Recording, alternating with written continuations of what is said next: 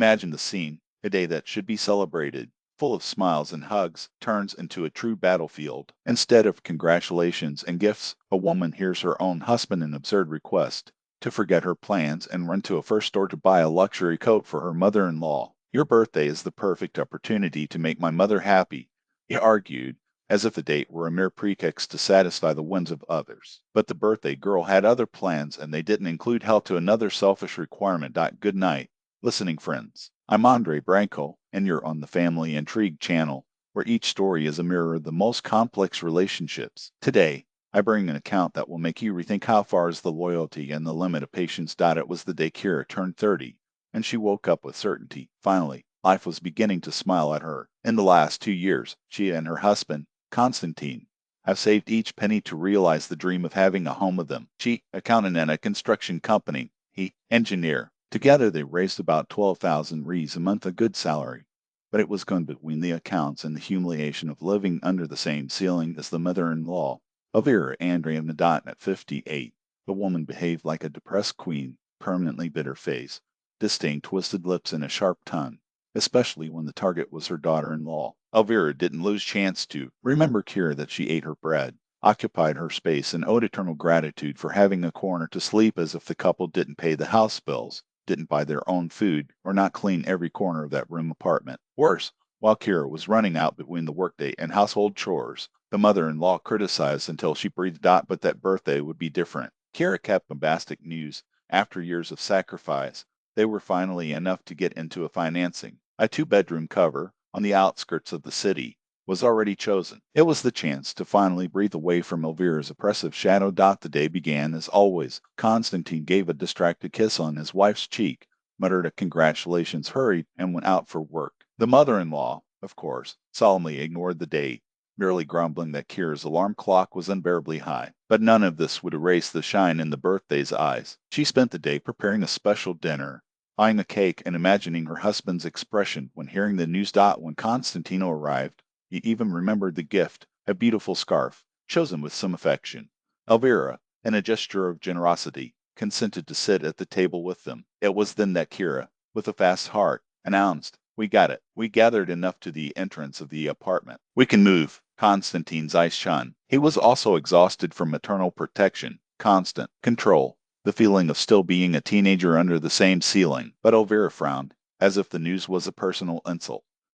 After listening to her daughter-in-law silently, she released her sentence. "Money is not thrown out on walls. Better investing in something useful like some skin I saw last week. It costs 400,000, just what you have saved." Kira felt the floor shake. Constantine, paralyzed, looked from one to another as a judge in a court without law. Elvira continued, ruthless. The skin was necessary for her work. After all, a store director could not appear with old rags. As for the apartment, young people need to learn to value the family. Living with parents is a blessing, he said, as if daily humiliation were a gift. Kira exploded. 2 years of deprivation, dreams postponed, and now the mother-in-law wanted to waste everything in a futile one. She recalled that Elvira already had 2 skins against the closet, practically new. The answer was a disdain. Fashion renews. My face. I won't give the luxury of looking poor. Constantine, cowardly, tried to mediate. Mother is right, Kira. She deserves. And the apartment can wait. It was the drop of water. The woman who, minutes earlier, vibrated with the prospect of a future together. Now she saw her husband surrender to her mother's first cry. Dinner became a ring. Elvira demanded that they were at that time to buy the skin. Constantine, increasingly submissive, repeated empty phrases about branch duty and respect for the elders. Kira watched everything silent as the rabies boiled inside her. Your birthday, your dream, your dignity, all trampled in the name of a skin that would not even be used, until something inside her snapped. She got up, went to the bedroom, and returned with a brown paste. In the midst of the absurd discussion about which brown tone was more with Elvira's personality, Kira threw the documents on the table. Seeking a surprise, as he said, with a calm that froze their blood. Inside the folder, the papers that would change everything.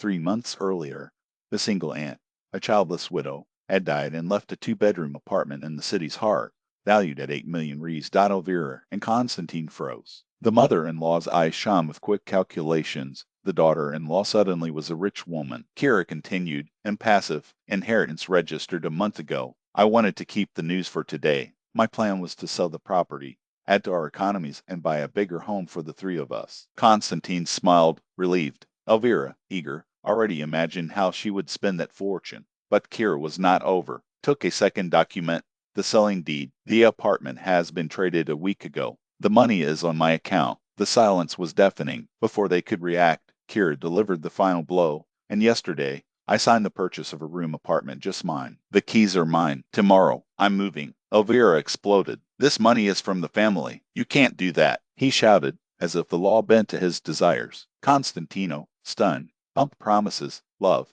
Let's talk. We found the way. Kira stared at him. Serena, 2 years together, and you never chose me. Today, instead of defending me, you wanted to force me to buy a skin for your mother. Now, suddenly, remember that we are married? No, Constantine, you have a choice, or come with me without your mother or stay with her. But no, I won't go back. Elvira would vow that her son would never abandon her for an ungrateful. Constantine, divided, looked from one to another, paralyzed by the weight of the decision, until the mother-in-law, in her despair, made the mistake that would seal her destination. Elvira's fatal error was to extend her hand to Kira's with the violence of those who believe she has the right to humiliate. Her fingers nailed the daughter-in-law's shoulder like claws, shaking her with a force that betrayed years of accumulated resentment. In glee, pay, after all I did for you. The screams echoed through the room, loaded with a hatred that no longer disguised. Kira's did not go back. With a quick movement, she broke free from her squeeze, and when her mother-in-law's hand rose to unravel the slap she thought deserved, she acted by instinct. He held Elvira's wrist firmly, pushing her with calculated accuracy. The woman's fragile body crashed into the wall. The death impact followed by a moan of pain.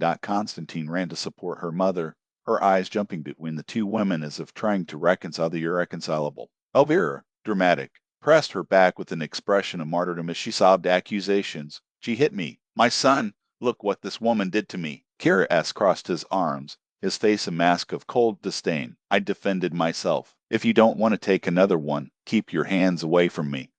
The sentence fell like a blade, cutting the tension-laden air. Elvira then raised the tone to a theatrical lament, demanding her son. Constantino, are you going to let this witch mistreat me? I'm your mother. He hesitated, but only for a moment. When he finally opened his mouth, his words were a sentence. Kira's, you exaggerated. My mother is right. This money is from the family. It was all she had to hear. Without one more word, Kira's went to the room with decided steps. He opened the dresser drawer, removing the documents that proved his financial independence, the legacy that Elvira so much coveted, but which, by law, belonged only to her. Then he began to fill 2 bags with the essentials, clothes, jewelry he had inherited from his grandmother, the notebook, nothing more. The rest, the furniture, the dishes, to the television, was owned by the mother-in-law, bought with the sweat of years of manipulation.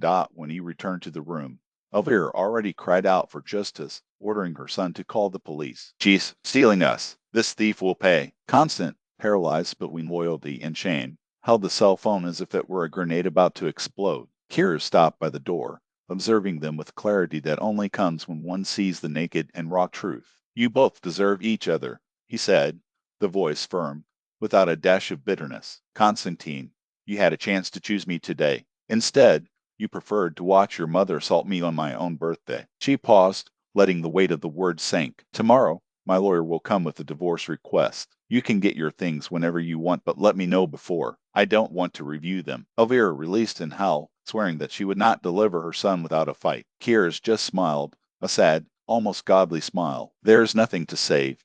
Elvira Andreevna.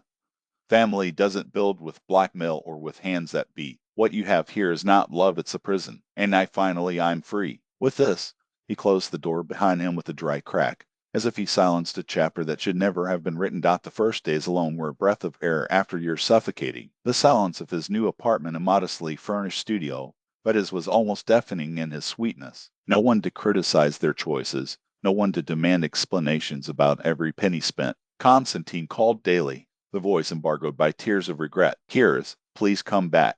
I'll make my mother behave. I swear, we can fix it. She heard in silence before she turned off. There was nothing to fix. What was broken from the beginning. When the divorce was finalized 6 months later, it did not even attend the hearing. His lawyer handed him the papers with a smile of satisfaction. They have no basis for anything. What was yours is still yours. The rest, he shrugged, it's their problem. Elvira, in her fury, had tried to threaten processes for domestic violence and misappropriation. but the messages she sent from unknown numbers only served to entertain the law of cures. This woman is a case study, laughed at the lawyer, archiving the exams of the former maid hysteria. Meanwhile, Constantine sank. The news came through common acquaintances. He had lost his job. He had to go to the dawn bars, argued with his mother for crumbs.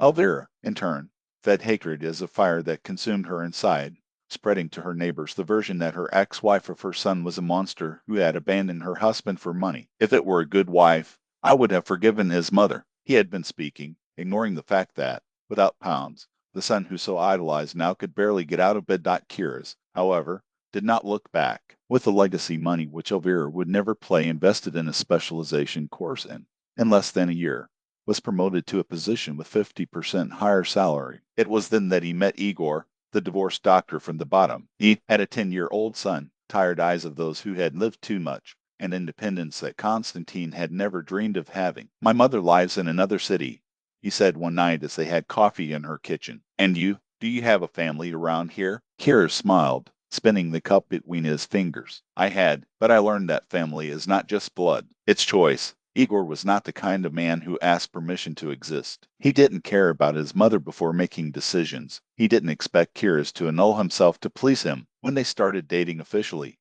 he treated her as a partner, consulted her of investments, laughed at her jokes, introduced her to her son without ceremonies. Dano liked you, he confessed once, said you were cooler than your father's other girlfriends. Kiris laughed, but kept those words like a treasure. Meanwhile, Constantine tried unsuccessfully to rebuild a life. The women who knew they disappeared after a few weeks, tired of their emotional dependence, the ubiquitous shadow of Elvira. Are you an adult man or a boy afraid of mom? He had asked one of them before disappearing forever. The mother, who once delighted with the absence of competitors, now saw her son disintegrate before her eyes. At 34, Constantine was a spectrum of what could have been: unemployed, alcoholic, a body that took up space on the couch of that suffocating kitten. 2 years after the divorce, Kiers married Igor in an intimate ceremony. Only close friends and his son, who now foolishly calling her Aunt until the day after a long hug.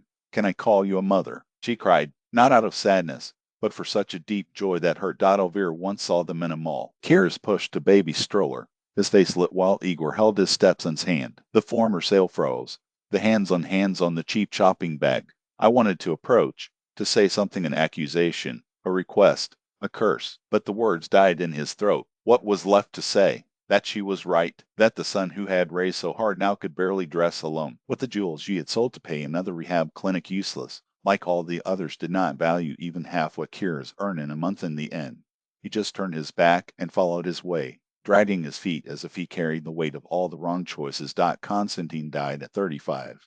The liver destroyed for years of cheap vodka. Elvira found him lying on the bathroom floor, her blue lips, her hands still shaking. The wake was vast, almost empty. Kiris did not attend, not for cruelty, but because some stories do not deserve endings just end points. Years later, while helping her 6-year-old daughter tie the shoelaces for the first day of school, Kiers remembered that birthday, from Shuba that never bought, of the husband who never chose her, of the mother-in-law who hated her for being free. And smiled. Because, after all, the best gift I had received that day was not a skin coat. It was life itself, no chains, no guilt, no shadows of the past. It was the certainty that sometimes losing everything is just the beginning of winning what really matters.